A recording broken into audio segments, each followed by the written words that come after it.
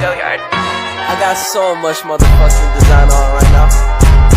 Break it down, bring it back, make it clap. I got 3 old thoughts, new block, where that thing. Bitches on my line, and you know they come straight. Hold up, what it not, 45, scope it cash like, whoa.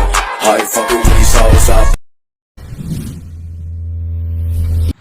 Yo guys, kalian percaya nggak dengan keberadaan manusia purba di masa lalu? Kali ini saya akan bahas penemuan manusia purba di Indonesia. Dengerin gue ya. Pengertian manusia purba. Manusia purba disebut juga dengan prehistoric people atau manusia prasejarah yang sekarang dikenal dengan nama manusia praaksara. Sesuai dengan namanya, manusia praaksara merupakan jenis manusia purba yang hidup pada zaman belum mengenal tulisan.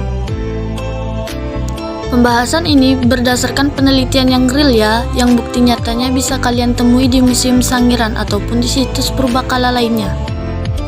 Berdasarkan beberapa peneliti yang dilakukan oleh para ahli, dapat direkonstruksikan beberapa jenis manusia purba Indonesia yang pernah hidup di zaman praaksara.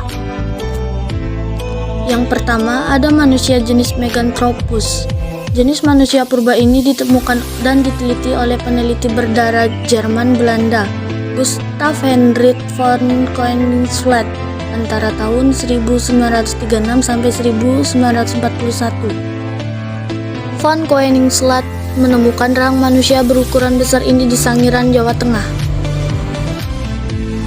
Kemudian para ahli menamakan jenis manusia ini dengan sebutan Meganthropus paleojavanicus yang artinya manusia raksasa dari Jawa.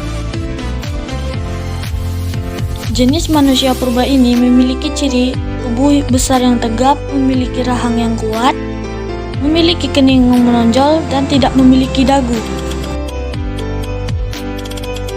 Dilihat dari ukuran kepalanya, volume otak Meganthropus paleojavanicus diperkirakan memiliki otak yang kecil, tapi memiliki geraham yang lebih besar daripada manusia purba jenis yang lain.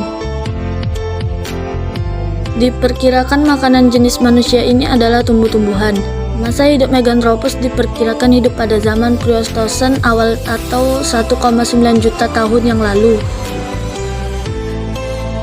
Selanjutnya ada jenis manusia purba Pithecanthropus. Pithecanthropus ini merupakan fosil manusia purba yang paling banyak ditemukan di Indonesia nih guys. Jenis manusia ini ditemukan dan diteliti oleh peneliti kebahasaan Belanda Eugenie Dobous pada tahun 1890 di dekat Trinil, sebuah desa di pinggiran Benganan Solo, Kabupaten Ngawi, Jawa Timur. Fosil jenis manusia ini juga ditemukan di Cina yang diberi nama Pithecanthropus pekinensis, serta ditemukan juga di daratan Eropa yang dinamakan manusia Piltdown dan manusia Heidelbergensis. Setelah direkonstruksi, para peneliti terbentuklah kerangka manusia, tetapi masih terlihat tanda-tanda kera. Oleh karena itu, jenis ini dinamakan Pithecanthropus erectus yang artinya manusia kera yang berjalan tegak. Jenis ini juga ditemukan oleh von Koenigswald di Mojokerto pada tahun 1936, sehingga disebut juga dengan Pithecanthropus mojokertensis. Pithecanthropus juga digolongkan ke dalam rumpun Homo erectus. Adapun ciri-ciri Pithecanthropus yaitu memiliki tinggi badan sekitar 65 hingga 180 cm, memiliki geraham yang besar, rahang yang kuat, tonjolan kening tebal, dan memiliki tonjolan belakang kepala. Pithecanthropus juga belum memiliki dagu, sementara memiliki hidung yang lebar. Volume otaknya diperkirakan berkisar antara 750 hingga 1300 cc. Diperkirakan jenis manusia purba ini hidup dan berkembang pada zaman Pleistocene Tengah. Selanjutnya adalah manusia purba jenis Homo. Homo dalam konteks ini artinya manusia. Kalau capek kamu istirahat aja. Iya. Fosil jenis Homo ini pertama diteliti pada tahun 1889 oleh Van Rooschoten di dekat campur darat Tulungagung, Jawa Timur. Penelitian mengenai manusia jenis Homo dilanjutkan oleh Eugene Dobous bersama teman-temannya. Ciri-ciri jenis manusia ini memiliki alat pengunyah seperti gigi dan otot kunyah yang sudah menyusut. Dahi masih menonjol sekalipun tidak semenonjol jenis Pithecanthropus. Isi tengkorak kepalanya diperkirakan 1000 sampai 2000 cc. Hal ini menunjukkan bahwa manusia jenis Homo sudah memiliki kecerdasan lebih daripada Pithecanthropus dan Meganthropus. Bentuk fisiknya tidak jauh berbeda dengan manusia sekarang ya guys. Tempat penyebarannya tidak hanya di Kepulauan Indonesia saja, tetapi juga di Filipina dan juga Cina Selatan.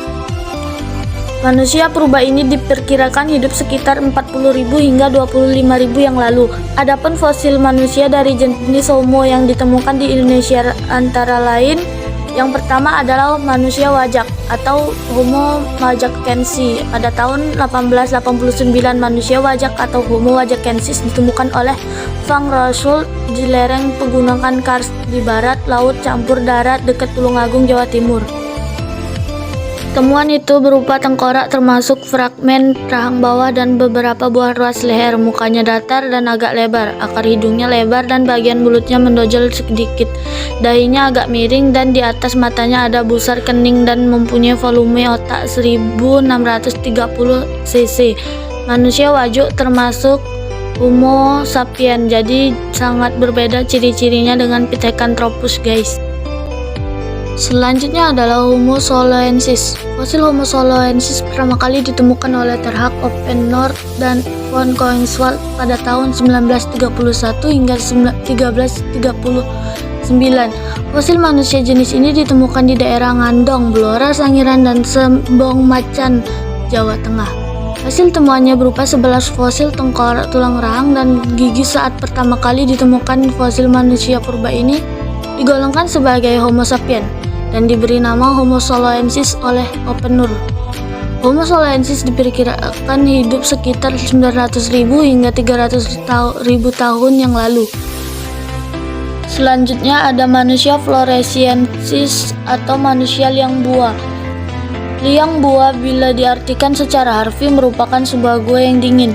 Pengumuman tentang penemuan Homo floresiensis pada tahun 2004 sempat menggemparkan ilmu dunia pengetahuan.